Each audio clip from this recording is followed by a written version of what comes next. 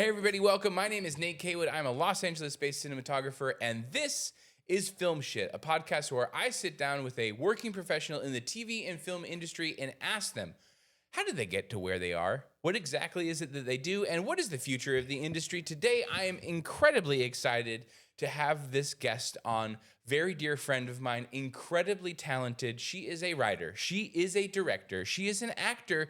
And she's a clown. Welcome, Heather Leroy. Hello, Heather. How are you? Hi. Do you consider yourself a clown now that you're doing clown workshops? You know what's funny is I took this clown workshop and I went, oh, this is just how I've been my entire life. So you now identify it as I've always clown. identified, but not like publicly. I mean, Right, people who sorry, know I just outed you as a clown. people who know me are like down to clown. Yeah, you're like, obviously. Down to Yeah, clown. she's a I think I clown. was class clown. Yeah. Yeah. Were you voted class clown? Yeah, I was also my high school mascot. Okay. I was Okay. Willie the Definitely, Wildcat. I please was the first female mascot. Okay, dang. In Scottsboro, Alabama, which was very revolutionary. Yeah, for sure. Okay, actually, let's start with that. Okay, how did you get here? How did I go? Yeah, how did you get to writing, directing, acting, being just an overall creative person? Because you also do photography. There are a lot of layers to Heather Leroy. The short of it is, I left Alabama with like $2,500 or $3,000 in a makeup bag, and I moved to New York City to be an actress. So you knew. Yeah. I counted down the days, like 2 years before I graduated high school. In Okay, so Alabama, I was counting days till I could leave Alabama. I understand that. I have great sympathy and empathy toward. I absolutely understand that feeling. Okay, let's go even a little bit further back. So when you're originally you're born and raised in Alabama. I feel like I should be laying on a couch. Yeah. Well, no, it's not therapy. It's No, just I gotta go back. We It's want an the acting people to exercise. know, right? Okay, tell me. Okay, so you were born and raised in Alabama. You grew up in Alabama. Did you know anybody in TV and film? What was the moment that you were like, I'm meant to be an actor? When I was a kid, I spent most of my formative years on a dead-end country road in Sounds Alabama. And there was like nothing to do, but I always watched like Saturday Night Live and things like that. Right. And then I would dress up like the characters Okay. out on the farm in Alabama, and I would put on my own comedy shows. Yeah. And I would go to people's friends' houses with a bag of costumes, and I would perform for their family. Was it well received? Were you Very popular? much. You were a They were popular happy kid? to have me over. Yeah. Even when I go home and I run into people's parents, they all call me Leroy, and they're like, "Oh, Leroy, remember when you'd come over and you do your?" I'm like, "Yeah, I do." I do. Hey, it's the beginnings You got of to a start. journey. The circus starts early, man. Yeah, It absolutely. just starts early. So you knew way early on that you were Oh, like, I'm yeah. destined to do this. Oh yeah, like all I wanted. But there was no access in Alabama. Of There's course. no like real. I had an art teacher who was very nurturing of me, and she was very supportive, just in like visual arts. But there was no like performing arts, or I had to drive 40 minutes away to a mountain to be an extra in like Inherit the Wind. I was a woman with a fan. Wow. And the Scopes monkey trial. That's like how deep the artistic scene was. Right. And like I was like, I want to be on a stage. And Yeah. it's like you could go be an extra in the Inherit the Wind, the Scopes monkey trial. And you're like, sign I me was up. like, how's my fan work? Yeah, I was like, hey, You know, I can do this fan like, however you do want. this fan. So wait, so you didn't have like high school plays or anything like that? No, You guys didn't have any we plays? We had football. Okay, I've heard of it. And then I became a mascot my senior, and I think it's because I was like performing, but there was no theater.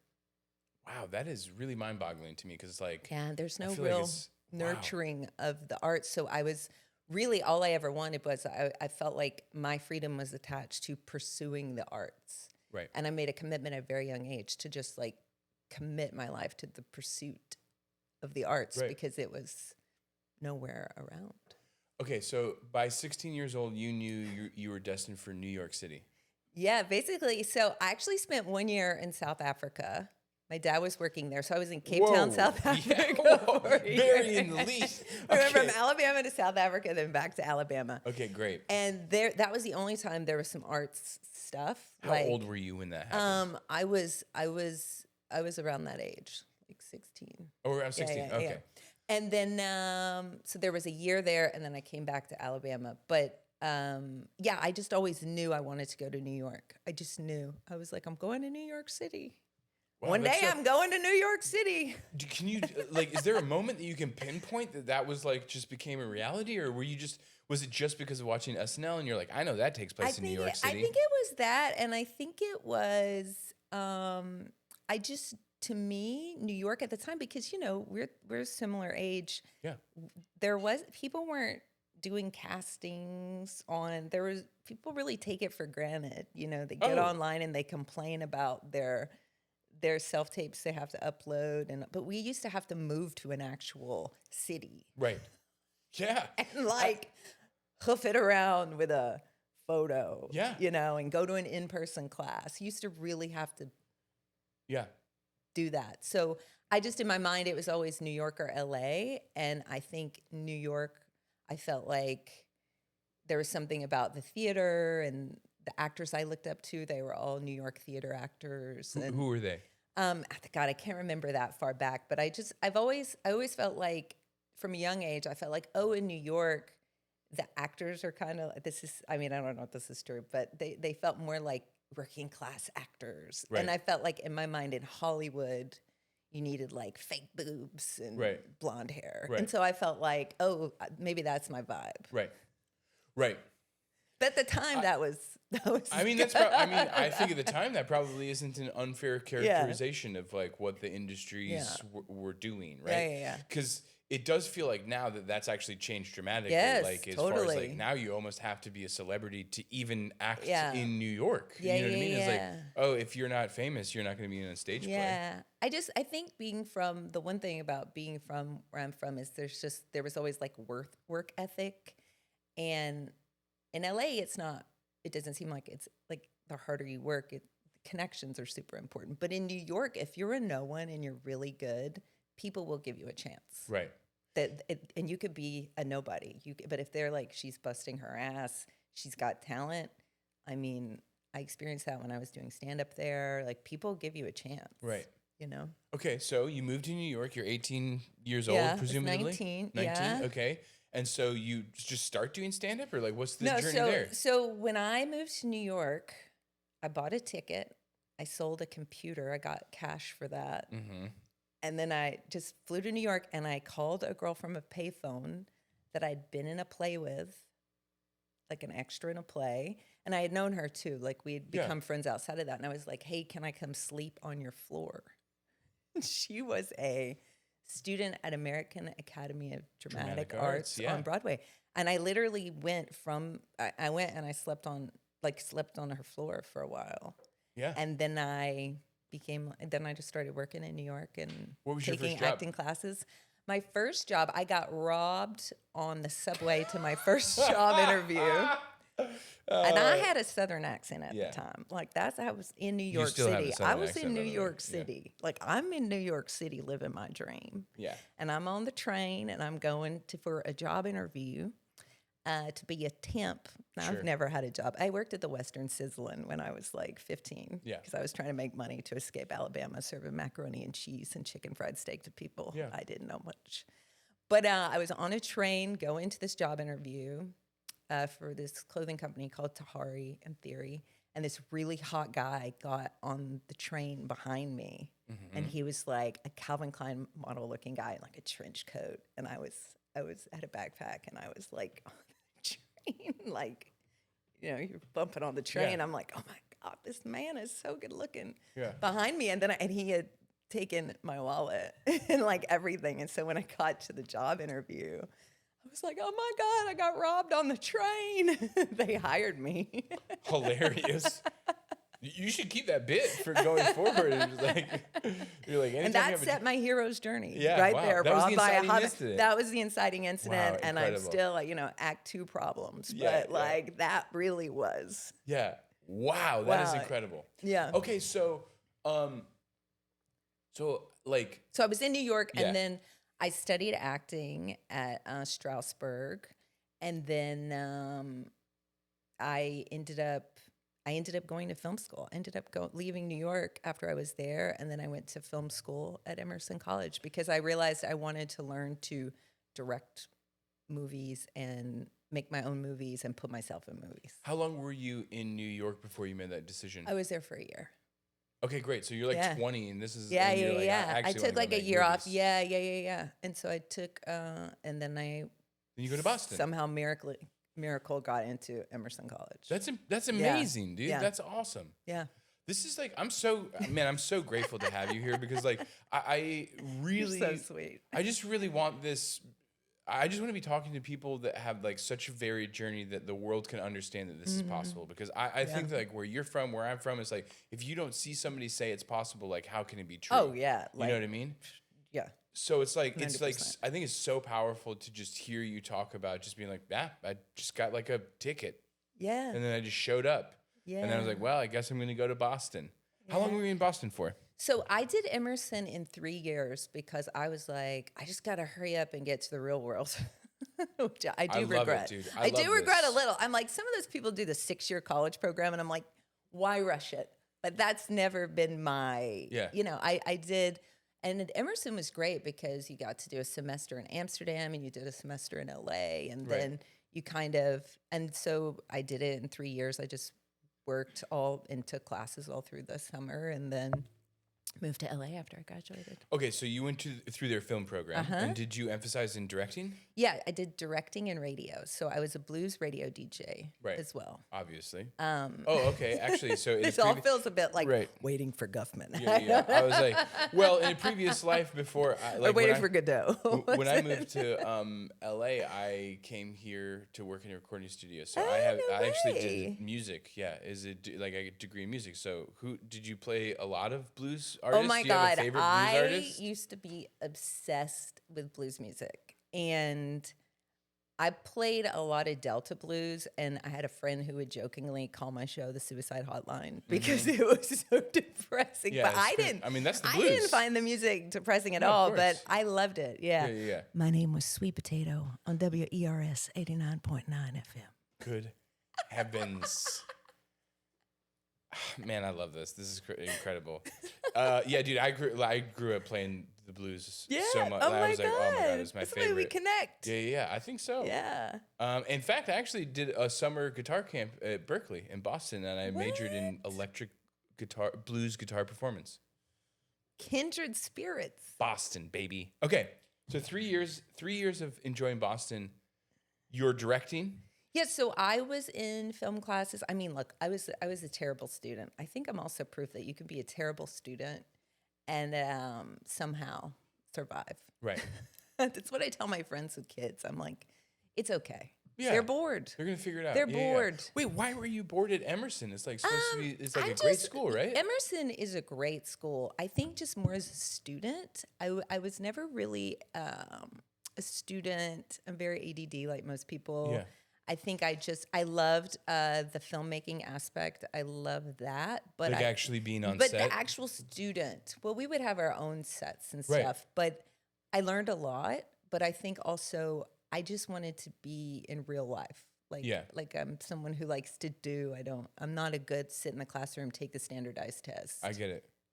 There is like doing arts in college or whatever. Like I do feel like it is interesting because it's almost like a pay no attention to the man behind the curtain type thing. Because you're like, yeah.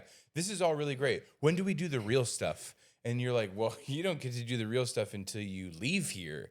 And you're like, well, that's kind of backwards, right? Well, there's some people that I went to college with who when they went to Emerson, they'd been making films. I mean, they'd been making films for 5 years, and I went as like a switch to, I want to learn about filmmaking. I want to learn. So I went there not knowing, and there were people who are like, I'm shooting an action movie in this film 101, you know? Right. So I think I wish in some ways that I would have been more like soul focused because that's just not been my journey and who I am. Like I'm kind of like, oh, I want to do all these things.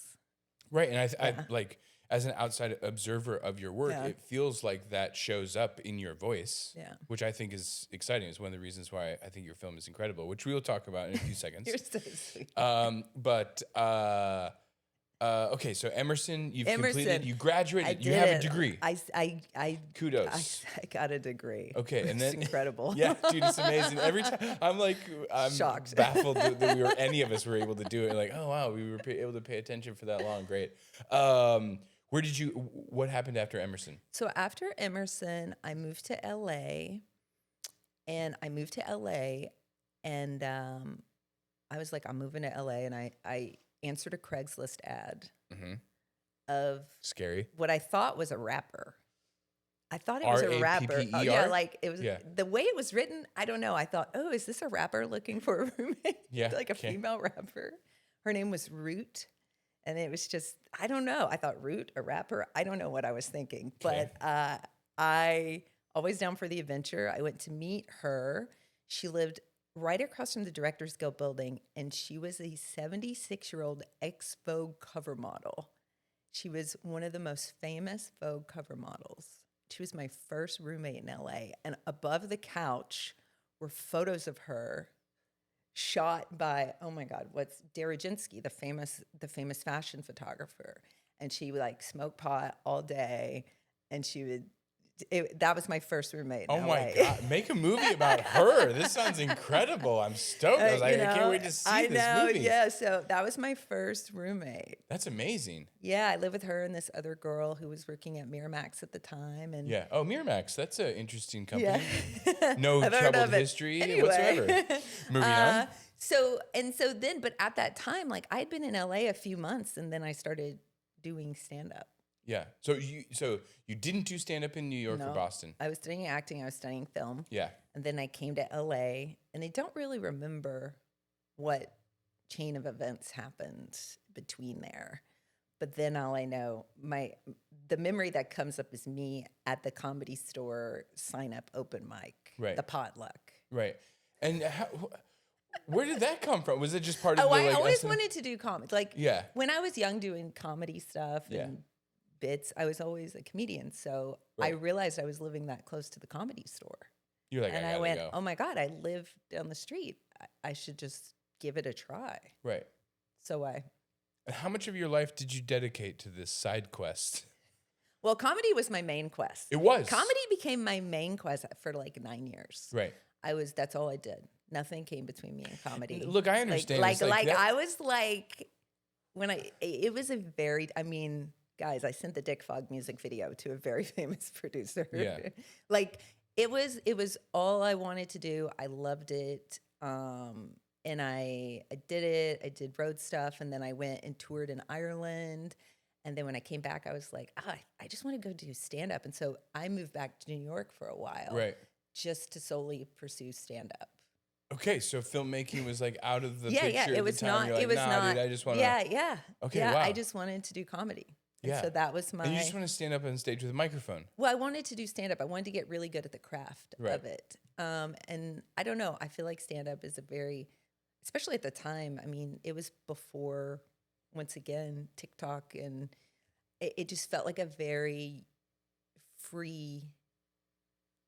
Just felt very free. Like it's very Right. freeing, and Yeah. you're in control. It's immediate gratification. Right. You're like, I have an idea. Let me go try it out. With Right. filmmaking, you're like, I have an idea. Wait 5 years. This woman said something to me that really stuck with me. And she was a famous actress who had also become a director, much older than me. I think she may have been in her late 60s. And someone introduced me to her when I was directing my movie. Yeah. And she said, oh, you're acting in it too? And I was like, yeah, it kind of shook out that way. Like, and she said, you know what it feels like to write and direct and star in your own film? I said, what? She's like, it's like you're having a threesome with yourself and no one ever comes. Did you find that advice to be true? I find that to be very true. Okay.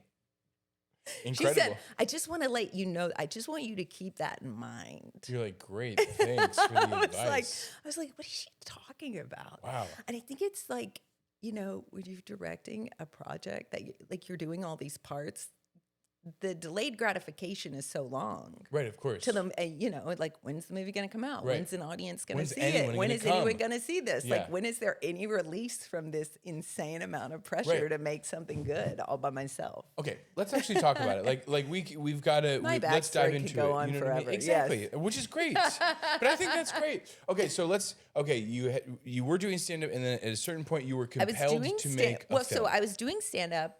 I moved to New York, and then my dad got really sick. And he was in Alabama, and I've been gone from Alabama for a very long time. And I'm the only daughter. And I was about to go on the road with someone in New York, and my dad was having brain surgery. And I had to go pick him up in Alabama and drive him to a hospital in Texas. And it was just supposed to be like a 2-week thing. Right. And then I was going to go back and go on the road with this comic. And I was like, oh, I'd become a paid regular at this club I love there. Nice. And like, I was like, oh, it's happening. I left LA, it's happening. And then my dad had complications from a brain surgery and almost died. And he was in this neuro ward for like, I don't know, 6 weeks, something like that, almost 2 months. And during that time, I watched him die like 3 times and come back to life. And I moved home, and it really, and then I moved home to take care of him because we didn't know what was going to happen. So I left New York and went to Alabama. Right. And I was like on the farm in a leather jacket with a cell phone in the middle of a field trying to get a signal. Right. I was doing self-tapes and sending them off in a McDonald's parking lot because that was the nearest to my agent in New York. And I was like, what is happening? My life is over. It was really one of those moments where you go, wow, I committed my whole life to this thing. And now what? Oh my God, it's over. And this woman who was a mentor of mine, who's this incredible visual artist, I called her and I was crying. I was like, my life's over. I mean, it always feels like that, you know, when you hit these forks in the road. And she said, you know, Heather, your story is never finished being written. Like your story is still being written. And I was like, okay, I guess it's still being written. Yeah. You know, so I was going through all this stuff with my dad, and I was all these things. And then I was in Alabama, and I had friends in Nashville, which was 2 hours away, and I heard about Tennessee's first state-funded artist residency. Wow. Which was basically these brand new lofts downtown. We're talking like huge 15-foot high ceilings downtown Nashville for $600 a month, where they're like funding you and all you have to do is create work. And I went, oh my God, I got to get into this place. Right. So I ended up getting into this artist residency. And I think because I had lived in New York and LA where, you know, you're always rent broke and you're just pursuit of, you know, you're the like, grind, the grind. And I mean, by the time, the first month I had lived there, I had already written and I was like shooting stop motion animations. Like I was just like, I don't know how long this is going to last. I got to really make something. So it was that artist residency that allowed me to really, all of my time was spent in photography, writing, directing music videos. Like it allowed, like the worst thing that I thought was happening. Right. The last place I thought I wanted to go actually gave me the space to fully commit myself to art in a way that I'd never had before. Dang, that's incredible. Yeah, and so that's how all of this happened. So I was there. I wrote this film, and Camille Gawadi, who I've known Camille. You guys know Camille. I've known Camille since my first year in LA. Right. We met at a cattle competition in Burbank. We were waitressing at a cattle competition. She was on a TV show at the time. I'm sorry. I'm sorry. Not a cattle, at a roping.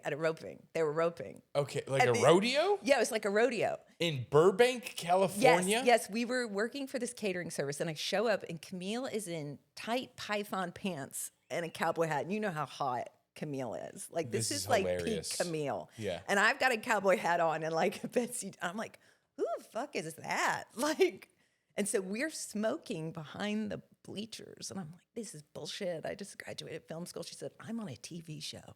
I'm having to go in the kitchen and watch my show that's airing right now. And so me and Camille became really good friends. And Camille was always very supportive of me when I was in LA. Like Yeah. she'd try to get me a manager, or Right. she invested in my one woman show. And so when I was in Nashville, I said, hey, I wrote the script. And she was like, you just got to make this. Nobody's going to give you money to make this. But Yeah. she said, you've always written these things and you got to make it. And I said, okay, will you like be my co-star? And she was like, absolutely. So Camille really encouraged me to just, she was like, you got to just make this. Like you've always thought outside of. And so that's how it all started. Okay. So okay, great. So you were in Nashville. You were living in the artist loft. In the artist lofts. Okay. And so that gave you time and space to be able to it was amazing. It was just my whole life. I went, okay, I'm creating this space for myself, like you're doing here. Like, you know, this space when I went, I'm going to do whatever I am going to treat this like my dream artist space. This is all I'm going to do. I'm going to be messy if I want to be messy. I'm going to create, like, one section was a stop motion animation thing I was doing. Another section was like, you know, where I'd write. Another section I was like, I turned into an artist, like photo studio. I mean, that's all I was doing. Taking pictures, writing. I was so creative. It was amazing. Okay. I love that. Yeah. So the name of the film is My Friend Depression. My Best Friend Depression. My Best Friend Depression. Yes. My bad. Yes. Okay, so it's your best friend.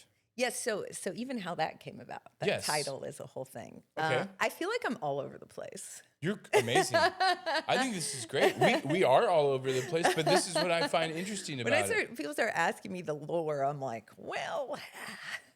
But the thing is that it's just like, I mean, look, what you have been able to accomplish, like not only in your career, but just with the film My Best Friend Depression, is astounding. Right, like it is truly astounding.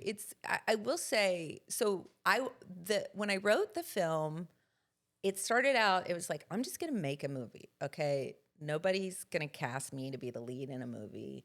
And I looked up to all of those people that just went and made their own films, like Cassavetes. Right. I mean, Cassavetes. I just watched a 35 millimeter print of this at the Arrow, which is one of my favorite films, A Woman Under the Influence. He and Gina Rollins and Peter Falk, they funded that movie. Right. No one was giving Cassavetes money to make these movies. No one's giving Heather. So that's the thing, right? We often go like, nobody's giving me that. Nobody's letting me do this. A real but it's boohoo like, story. Nobody was giving Cassavetes money. Yeah, and by the way, just a tiny aside to that, it was like nobody was giving him money. He was using acting money and he was doing commercials and stuff like that. And the thing that he's dealing with is like they're buying footage of film. They're buying processing. They're doing all this sort of stuff. Like we have no excuses. You can literally shoot. I was just talking to a mentor of mine. He just went to the premiere of Slam Dance last night. They shot the lead film of the premiere shot on an iPhone. Feature-length movie, The Projectionist, right? Wow. Shot on an iPhone, right? So we have no excuses. Yeah. And so you put your money where your mouth was. Yeah, I've just always been I guess I want to do it. Yeah. Like if I want to do it, I'm also someone who's always been told, well, you're not that, but you're not that. But like, you know, so I've always been told like you don't look like, which is fine. But I also have never tried to fit inside of something. Right. So I think I'd be more disappointed if I was trying to be that and they'd go, well, you're still not that. Yeah. So I've just been like, well, this is what it is. Right. So anyway, Cassavetes was someone who I always just looked up to people who went and did the thing. Right. Like you just go do the thing. Like you don't need permission. And so I decided just to do the thing. And it started out as like, we're just going to make a movie for $25,000 and that's it. Right. That's it. That's all we need. And so it started that way. And then it turned into we needed much more money. Okay, let's get into the nuts and bolts of that because I'm actually really interested if that's okay. Because that is a premise that I'm currently operating on right now as well. Like I'm reaching out to friends and collaborators and be like, let's get $25,000. Let's go make a movie. But you can do it for $25,000. You can. Yes. It is possible. Yes. I just ran into a lot of things that I had never dealt with before. I'd never made a movie before. I mean, my cast was huge. My film, as my friend says, you were really swinging for the fences. I mean, I was really, you know, I had things happen. My producer quit day 14. She ran off with a guy and like left my hard drives in the back of a truck in the rain. Like it was a real DIY. You know, it's not like This we had sounds it's not like insane. we had a PGA producer on the movie. And Right. then I became the producer and also the director. So all this stuff I was learning, right? So you can make a movie for that much money. Okay. I just haven't done it. Yet. Yet. Well, you're never gonna have to do it. But you know, I think there's a lot of freedom in that. I do think there's a lot of freedom.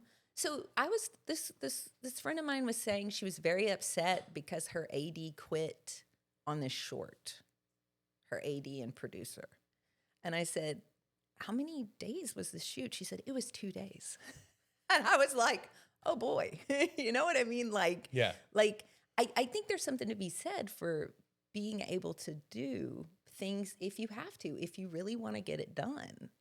I mean, and if you don't have to do that, great. If you have the resources and stuff, but I don't know. It's very empowering to know that if the shit hits the fan, you can just do it. Yeah. It's not that big of a deal. Right. Right. Yeah, we're just making movies. Yeah, we were just making a movie, but the stakes feel so high when you're in it, and all your money is like, you know, it's, you're sacrificing everything to do it. $2,000. Like it feels like this is it. But I learned a lot through that process. But it's a very interesting story how my title even came about. Okay, great. So I wrote the script, and I would go to McKay's Used Books in Nashville, and I would go to the film section, which is incredible because everyone kind of just gives up and they take all their books there. Yeah, of course. You know, it's like, it's a Music City. Like, they're like, we want to cut a record now. You know, all the film dreams are there. And so you'll get a book and it'll have notes in it. And so I pulled this book out and I opened it up, and it was just everything that was written in there. And the person had marked all of this stuff. And I went, oh my God, this book is incredible. And it was called The Filmmaker's Intuition. And it was written by, oh my God, I think that's the title, Judith Weston.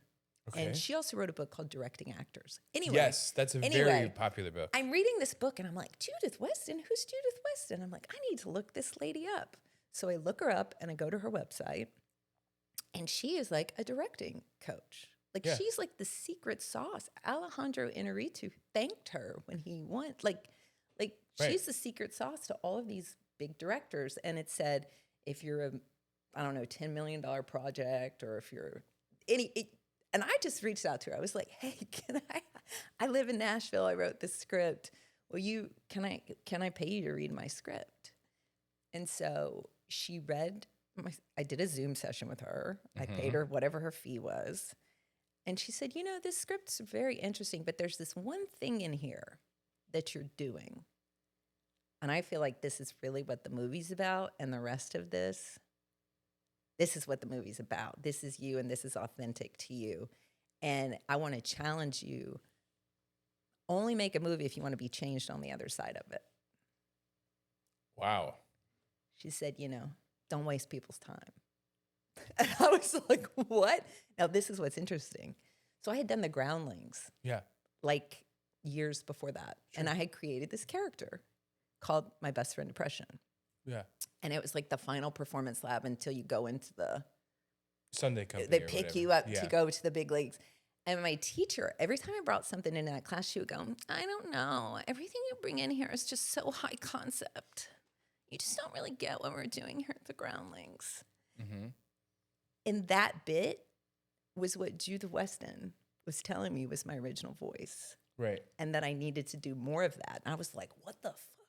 Like I'm going to listen to this lady. Right. Because the people that she works with, you know.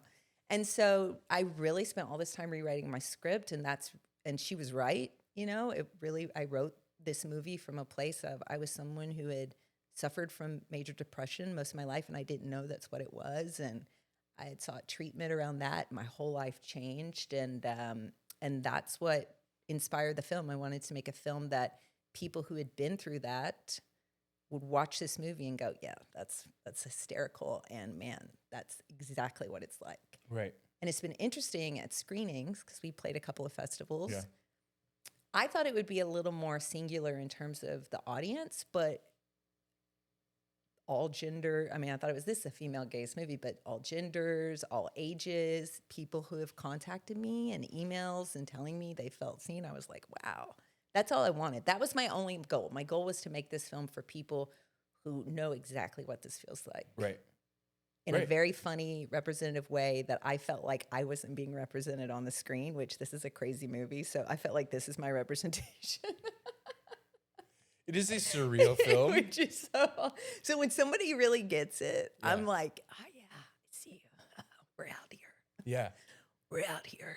That's incredible. I mean, I saw the film and I was like just so inspired by it. I think it has such strong voice. I think it's like truly incredible. I think it's shot really well, and I think that there was turbulence in that part of the process as well. There was turbulence, but I always knew what I wanted. Right. And I think that was also the biggest lesson for me is, you know, when you're direct, like you make the decisions. Right. And you can want someone to collaborate with you, but ultimately it's your vision. It's your, you know, and I think I learned a lot too in terms of hiring people and collaborators. Right. You really want to speak the same language. Yeah. I mean, and you know, you collaborate with people. It's like, there's nothing more exciting to me than meeting an artist. I feel like, oh God, like my composer, Via Mardeau, who's incredible. I had spent years on Facebook typing, does anyone know someone who plays spaghetti Western music? And then I say, does anyone know someone who plays a theremin? Or does anyone know anyone who plays like surf? It's like, if people were like, what are you fucking talking about? What are you doing?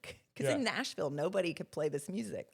Which is wild. You of all towns in the U.S., you'd think you'd find somebody. I was asking like for weird, like, the score was going to be so important to me. And then someone posted an Instagram of this musician playing the theremin, and I went to her Instagram bio, and it was like all the things I had been asking for. Right. And then, so I feel like when you're on this process and you feel like I'm at a dead end, how is this going to finish? And then some collaborator shows up, and it's like, oh my God. Oh, yes, finally, the art gods have sent me an angel, you know? And Via was just so cool. And all the things I got, she would just go, okay, yeah, and how's this? I'm like, oh, it's amazing. Like, that's so, like, she came along when I thought, I don't know how this movie's going to get finished. Like, I've run out of juice. Right. And then the guys that did my sound mix, Duftone Sound, like, they got it. And so I feel like that's what makes it keep going is these people show up and they're like, they get it. Yeah. You know, I feel very lucky in that. Well, I mean, that's part of I think that's part of what's enticing about filmmaking, right? Is because it's the idea that it's such a collaborative medium. Yes. Like it has to be. Even if the auteur theory and all that sort of stuff is like, people still have to show up and do the thing. Yeah. Right?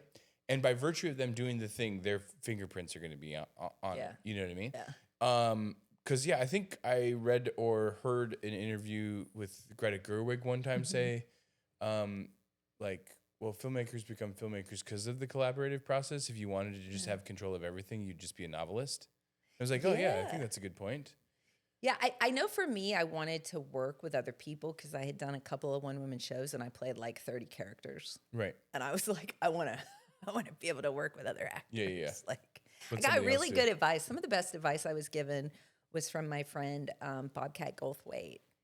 I love his movies, and he's obviously a great comedian. But he said to me when I was casting, because his first film he had starred in, right? And he said, if you're acting in your film, you do not want to cast anyone you have to get a performance out of. You want to cast people that you can really play off of and have fun. I felt like that was crucial because I love. I'm very proud of the actors in the film. I mean, they're all incredible, and some of them had never done film acting before, and I always get complimented on their performances, but they really brought that. So he gave me some really good advice with that. And he also said, if someone's a dick, you got to fire them. Right. That's really good advice too. Honestly, I think that's good advice for everybody listening. It's just like, don't be a dick. Yeah. Otherwise you're going to get fired. I called him because I'd never fired anyone. I was like, I don't know, this guy's doing this. And he was like, oh, you got to, Yeah, so I was super grateful to have someone I could call to get advice from because and I also was like, I wanted it to be a collaborative vibe, but also You Yeah, gotta, I mean, you, like you the gotta final steer decision the comes ship. down to yeah. Because at the end of the day, it's a success or it's not a success based Yes. on the byline that says directed by, not like Yes, that's you what know I what I was mean. talking about. This is That's someone yesterday. yeah, Like, they're not going to go, oh, well, the boom was, they're going to say, oh, Heather Leroy yeah, spent exactly. all those years. Making this film and it's like, well, I yeah, think I really wanted to make, there was a part of me that wanted to make the actors proud when I was really going through the shit of like, how am I going to finish this movie? Like, I got to make these actors proud. You know, they put all Yeah. that work, you know, having been an actor, then you act in a movie and you get cut out or the movie's crap. You're like, oh, I can't use this on my reel. yeah. So I know that feeling. I wanted to make the actors proud. Yeah, I think it's great. Yeah. Okay, so the movie it took years to complete. It took years to do. COVID happened, then I took a couple years off, then a breakup. Right. Life. Life. You're trying to make a comedy about depression, and yet here is nothing more fun than COVID happening. You're trying to make a depression comedy in the back room. It felt a bit on the nose. Sure. So I you felt set like it I aside needed for a little while. I set that aside, Yeah. and then I moved back to LA a few years ago. Yeah. And I went. The sole purpose was to come back, edit the film, and get distribution. Yeah. And I got a place near the beach and near the Arrow. And for like a year and a half, all I did was I taught acting. I'd go ride a bike on the beach or ride a skateboard on the beach. I'd go to the Arrow and I'd edit my movie. Great. And that's how I finished it. That sounds incredible. Yeah, that sounds like it was an actually amazing life. Amazing. Yeah, that sounds awesome. I love I'd that. go to the Arrow. Yeah. I'd go, I'd be like, oh, and then sometimes I'd sit in a Q&A and I'd go, what am I doing?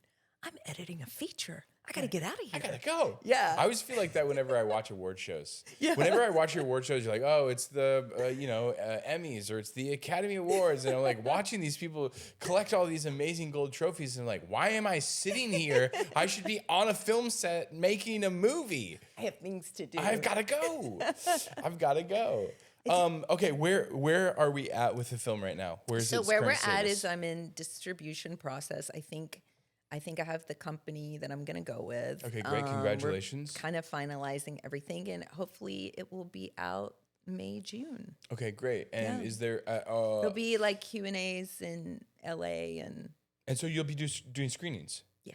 Okay, great. That's incredible. Wait, so do you... I mean, you I might not can't be say, able to... I got to sign I was like, you can't talk about it yet. We got to sign we've been in the... Yeah. But I will say, for people who want to make films, DIY films, and they're just learning, the biggest learning curve for me has been everything that happens after the film is done. Right. In terms of, you got to get errors and omissions insurance. Like, Right. Producers know this stuff, but there's still a lot of money you have to spend if you're going to Distribute it. Yeah. Like, there's a lot of money that has to be spent still. Right.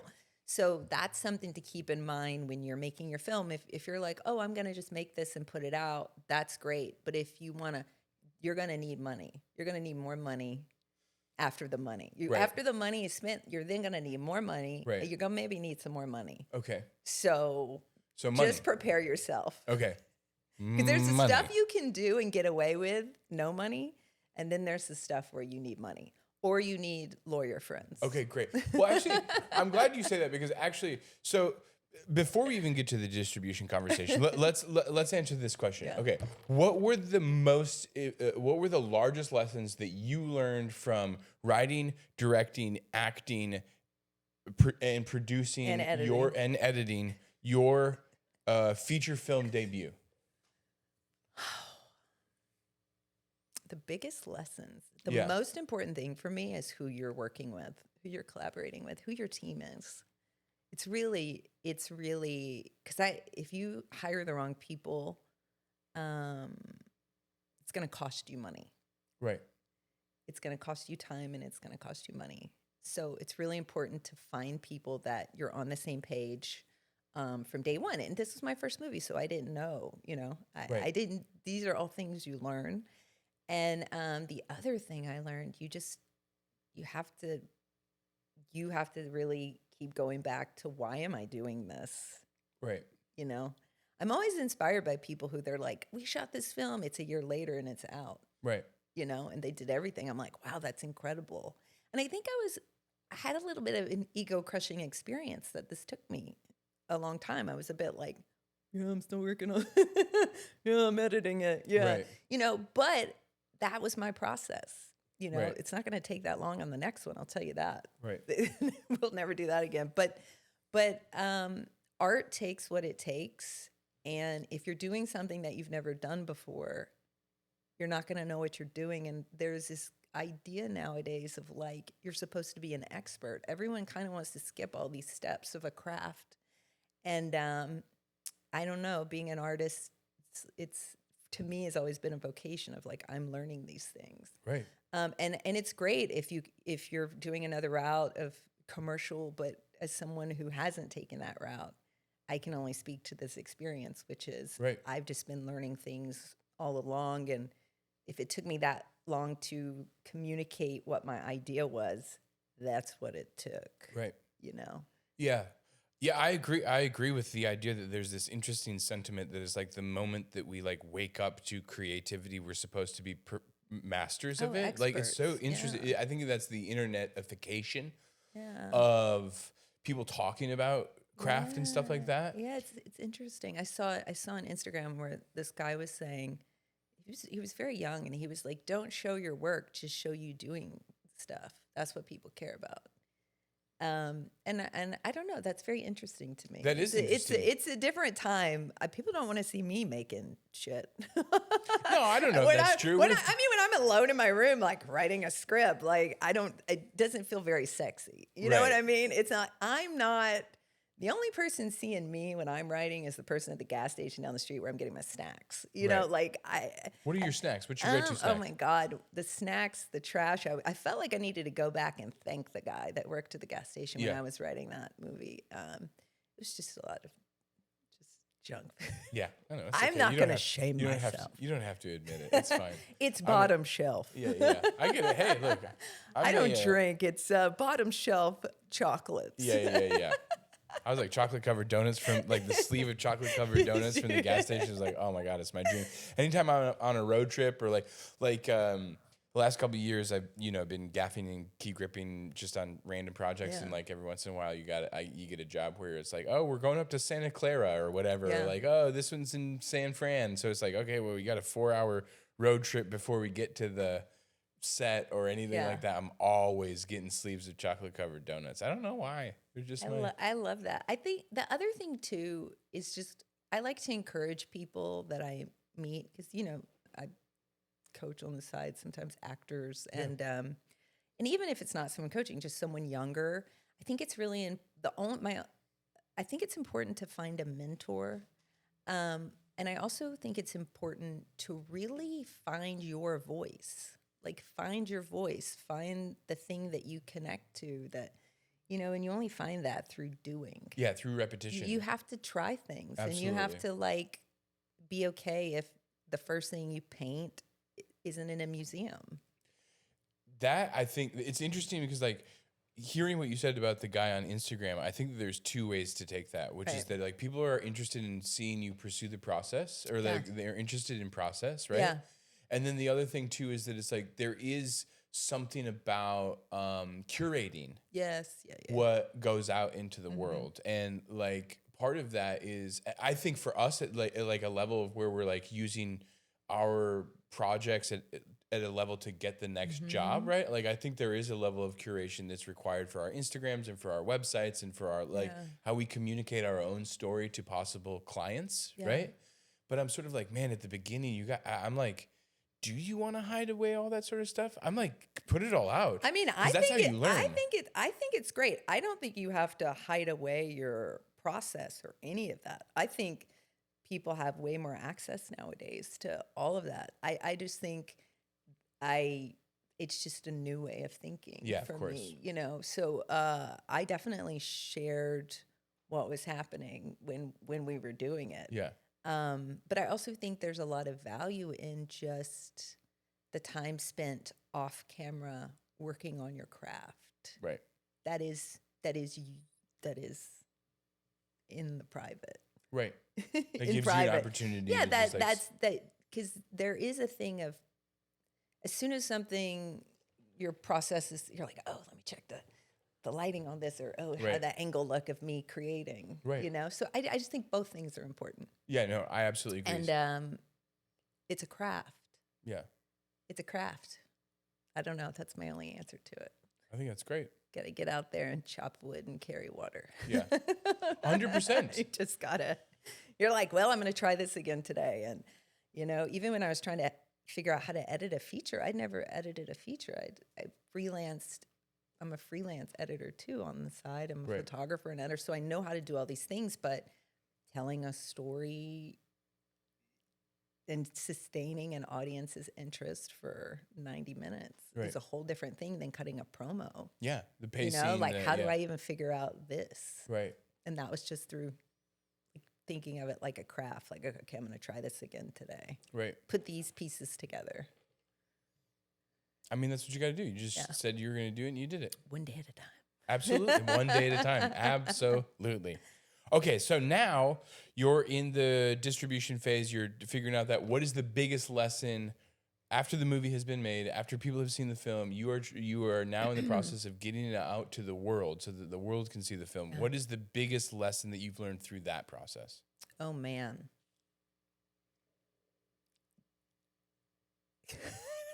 Say. You don't want to say? Okay, well, you don't have to. Or this, or, Cut that part out. yeah, or if there's advice. No, I just, my advice is there's just no guarantee on how much money you're going to make.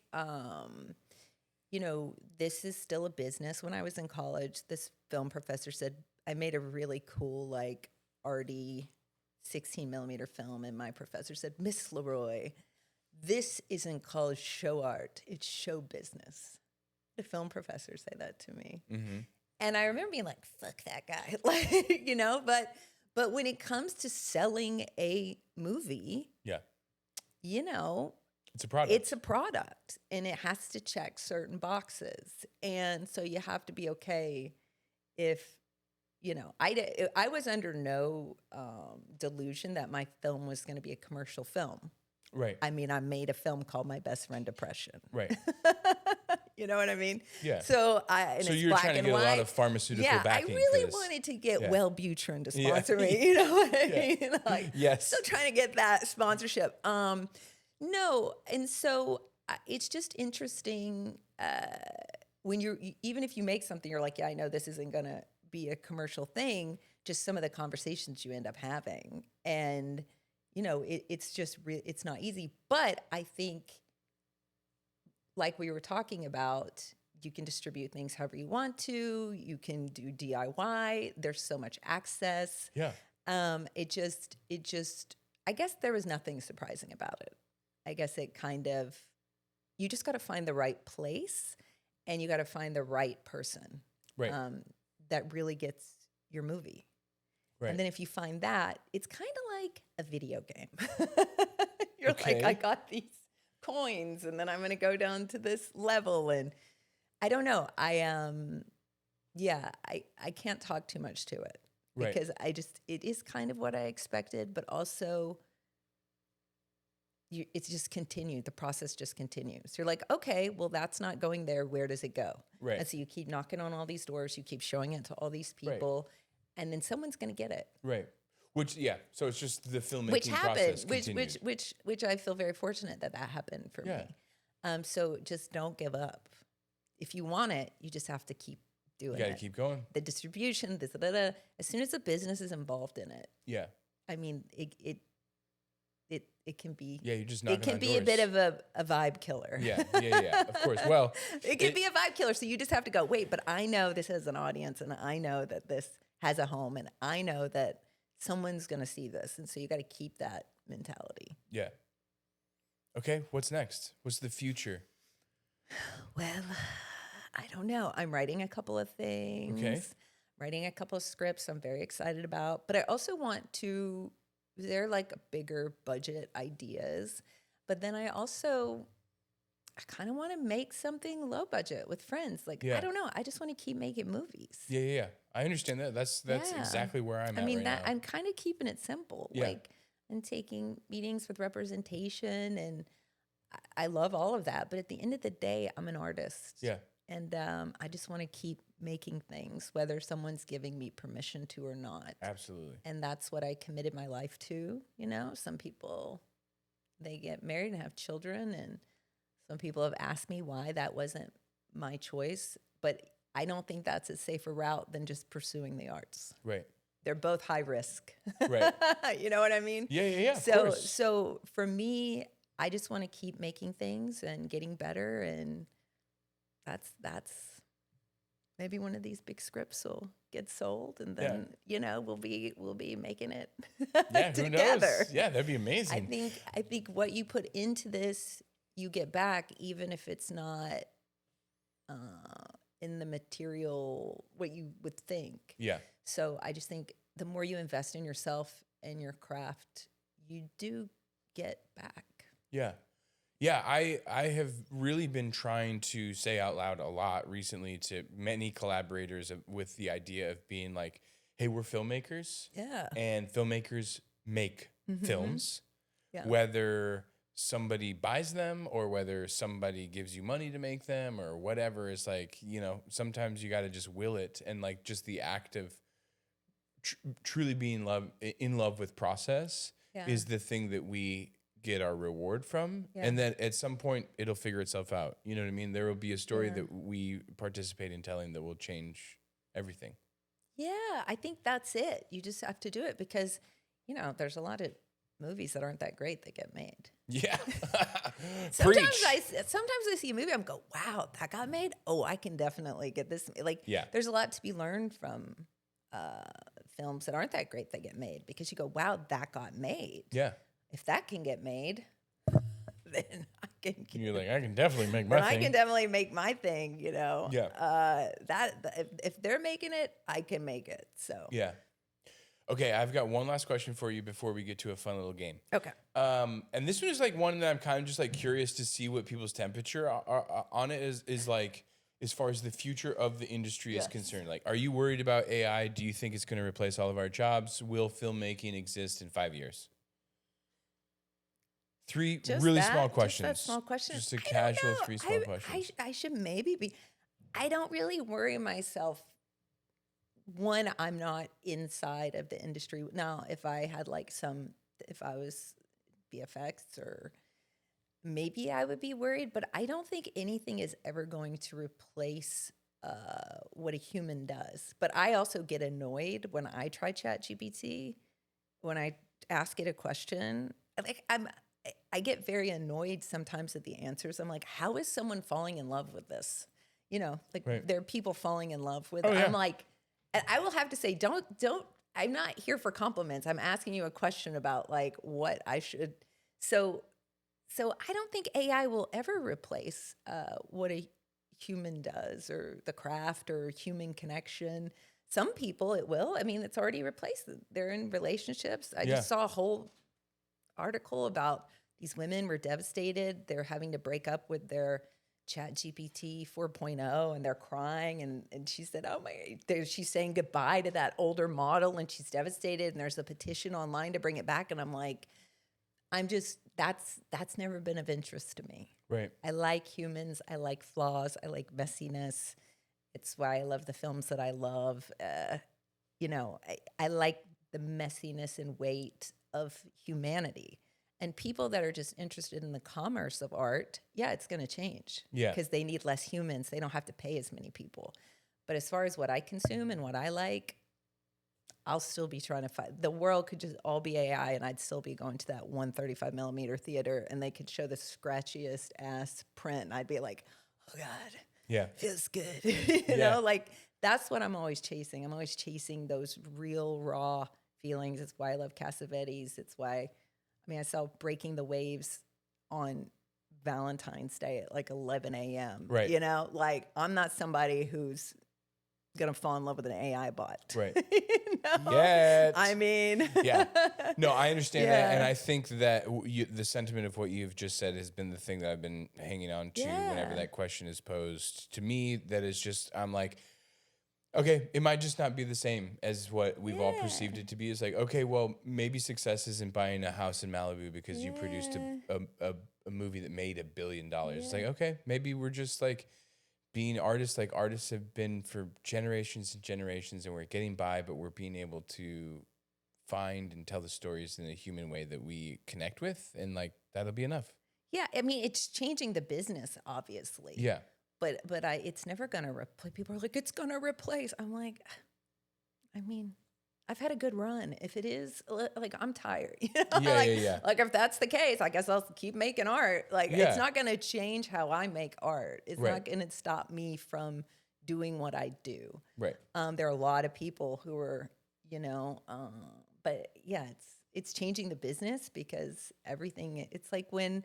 What was that, LimeWire or whatever? Oh, yeah. When Napster. Napster was created, it totally disrupted, and everyone's like, that's the end. You know, when a digital camera was created, that's the end. Yeah. It's just changing, evolving. Yeah. I ain't agree. afraid. I ain't afraid. You ain't afraid. I'm from Alabama. I ain't afraid. Okay, great. Fantastic. Guys, Heather, thank you so much for joining us today. This has been absolutely incredible. I find you truly to be such an inspiration. Like, I think your story is truly inspiring.